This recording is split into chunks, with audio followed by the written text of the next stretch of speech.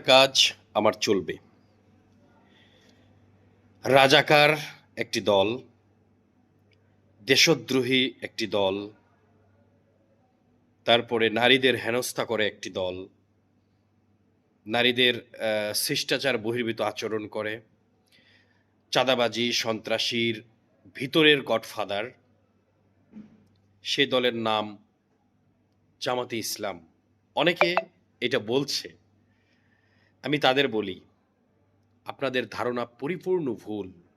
এই দেশ বাস্তবিক অর্থে, সত্যিকার অর্থে স্বপ্নের মতো দেশ হবে যদি আপনার এবারের সমর্থন, আমার সমর্থন থাকবে ন্যায় এবং ইনসাফের পথে।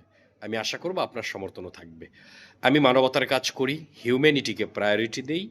এইটাও একটা হিউম্যানিটি, এক ধরনের ওয়ান টাইপ অফ হিউম্যানিটি।